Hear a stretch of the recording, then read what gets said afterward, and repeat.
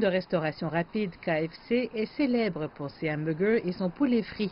Mais dès cette semaine, elle propose des croquettes de poulet artificielles dans 3 villes chinoises. Les nouveaux produits sont fabriqués avec des protéines de soja, de blé et de pois. Les produits sont limités alors que les clients doivent réserver leur commande à l'avance. Qu'en pense-t-il à date? Je pense que la seule différence est le goût. Il y a de la chair de noodles qui les rend plus croustillants. Sinon, il n'y a pas grande différence avec les vraies croquettes. Je me sens plus en sécurité car ce n'est pas de la viande. C'est quelque chose de nouveau à essayer. Si vous avez envie de manger quelque chose qui contient beaucoup de calories, alors vous allez généralement dans un restaurant fast-food. Mais maintenant, même les chaînes de restauration rapide ont de la viande artificielle à faible teneur en calories. En fait, il semble qu'il y ait une compétition entre les marques bien connues pour voir qui pourra produire les aliments d'origine végétale le plus vite. Starbucks utilise désormais également des viandes à base de plantes dans 5 nouvelles boîtes à lunch qui font partie de ces promotions de protection de l'environnement. Selon eux, le goût est presque identique.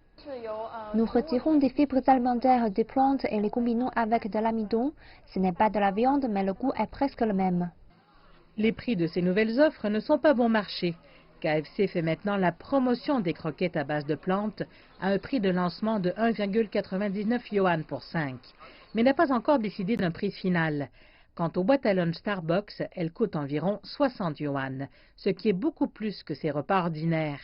Les prix élevés proviennent des coûts élevés de fabrication de la viande végétale qui, à leur tour, résultent d'un marché encore relativement petit. Il n'y a pas beaucoup de fournisseurs de viande artificielle et le marché est assez petit. Le coût de sa production est donc beaucoup plus élevé que celui de la vraie viande.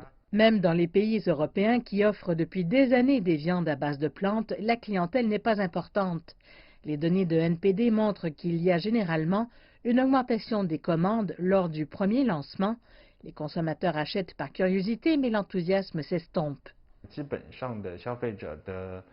Les consommateurs sont venus acheter de la viande d'origine végétale au cours des 3 à 4 premières semaines du lancement des produits, mais rares sont ceux qui souhaitent en acheter à nouveau. Aux États-Unis, la viande d'origine végétale ne représente que 0,1% de toute la consommation de viande. C'est vraiment un tout petit marché. La question est donc de savoir si la viande artificielle pourra survivre sur le marché chinois, ce qui demeure une question très importante.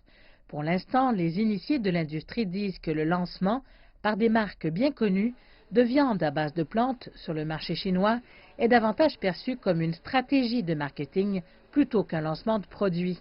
Starbucks dit que ces produits à base de plantes seront au menu à l'avenir, mais la société mère chinoise de KFC, Yum, n'a jusqu'à présent pris aucun engagement à long terme concernant ses croquettes faites de poulet artificiel.